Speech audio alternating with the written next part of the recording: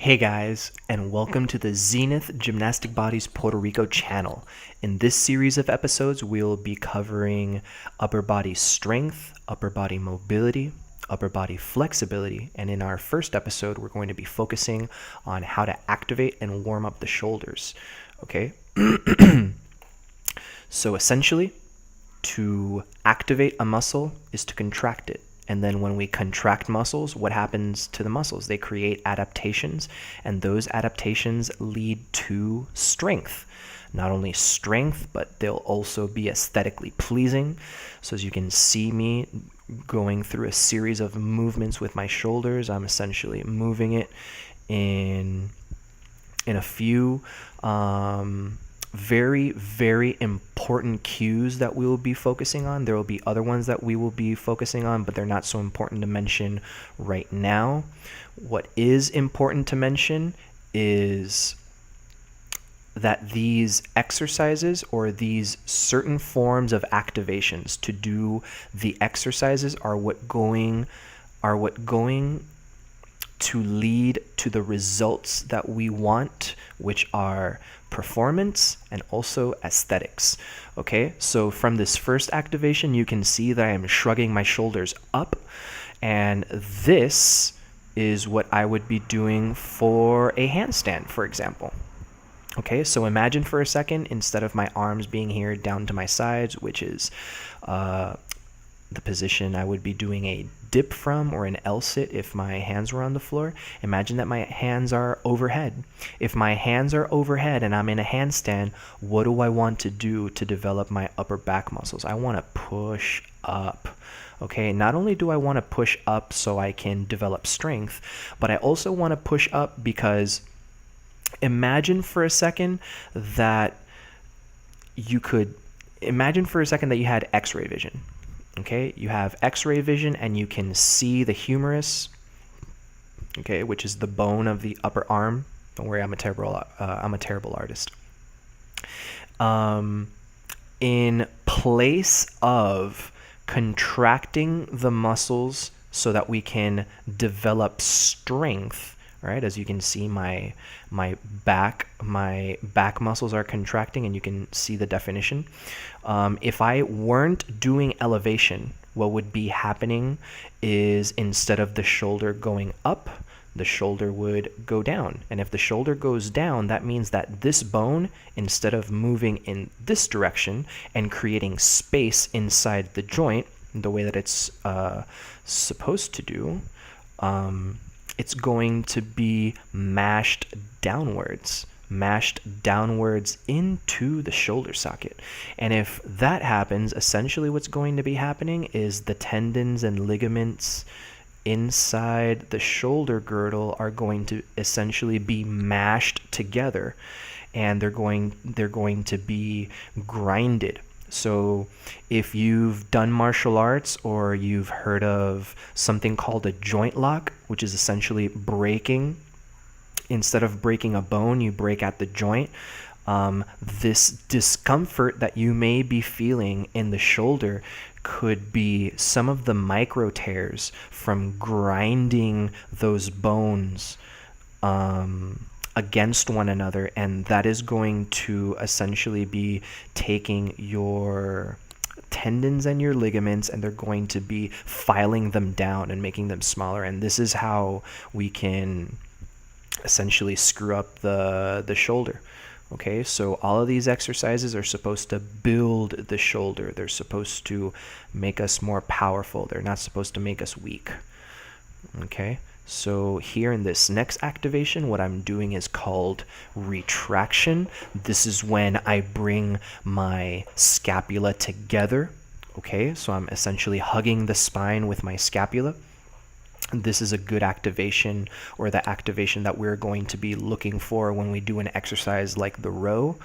Okay, and then like I mentioned earlier in elevation, this movement right here that I'm doing is called depression, which is the absolute opposite of elevation. What I am doing is I am bringing my shoulders down. You can tell from the fibers here of my lower back, they're firing. That's because there's a muscle here in the lower back called the lat, which is the muscle that's responsible for helping us do pull-ups or pulling motions because they bring the shoulder down. Okay, so there's going to be several activations that we're going to be learning for the shoulder. Some of them are going to be done in tandem with the arm, all right, like a push-up, and then some of them will be done simply focusing on the shoulder, very similar to the plank. And then that's why we're doing this activation right here, which is called protraction. What I'm doing when I protract my shoulders, it's the opposite of retraction. Instead of bringing my shoulder blades together, what I'm doing is I'm pushing my shoulder blades apart. Okay, it's like envision for a second that you were going to give someone a hug, but you didn't have any arms. Instead of wrapping your arms around them, you would try to wrap your shoulders around them. Okay, so you're contracting your pecs and you're moving your shoulders in front of you. So that would be protraction. Okay, and then like I had mentioned earlier, these are the types of activations that are important to get the most out of our exercises. So in this example, here we have Mariela doing arm circles with a dumbbell, and every direction, imagine she's drawing a circle here. So imagine a clock. I'm going to stop her here at 12 o'clock. All right, so if we have a circle here, we draw the 12, then 3's over here, then we got 6 and 9. So if we draw a circle here at her wrist, at her elbow, and then here at her shoulder, I want her shoulder, her elbow, and her wrist to be drawing circles. Okay, instead of leaving the shoulder static and only making a circle with her elbow and her wrist, I want her shoulder to follow.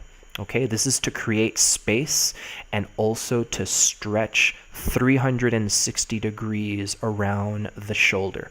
This will provide a really nice stretch for the pecs. It'll provide a really nice stretch for the lat or the upper back muscles, and it'll even help stretching out her neck. Okay, so these are very important so that when we do exercise, we empower the body instead of doing movements that create dysfunction. Okay, in this next exercise, this is actually a very important exercise, and I'm introducing it right now just because our pecs can become so strong that it can force our upper body to wind up our shoulder into internal rotation. All right, so if you feel really tight here in the front of the shoulder, okay, I have an experiment for you. Actually, I'm going to take these annotations down. If you take your index or some fingers and you dig them into the bottom portion of your clavicle and you kind of push a little bit on the tissues and you feel like a bruising sensation there, it could be because your pecs are so tight that they're winding up your shoulders forward. So this is a very important exercise so that we can mobilize our shoulder and also strengthen a group of muscles that are in the back and then also through here in the upper arm, in the rotator cuff area, so that we can not only mobilize and become more flexible in the shoulder, but we can also restore strength in the proper ratios. We don't want muscles on one side of the body to be really strong and then on the other side of the body to be very weak, because it's going to pull our bones out of position, and it's going to essentially cause some pretty nasty stuff. So as you can see from the movement that she's doing with her arm, it's solely focused at the arm, and at the shoulder she is focusing on depression. Okay, so that's it, just depression and then moving the arm up and down, and that's it. All right, so I hope that information was very helpful for you. In the next episode, we're going to be covering how to do push-ups, how to do rows, and also a multitude of mobility and flexibility exercises that we're going to be doing so that we can get the most out of our upper body training. Okay, so I hope that information was helpful for you, and I'll see you on the next episode. Peace out.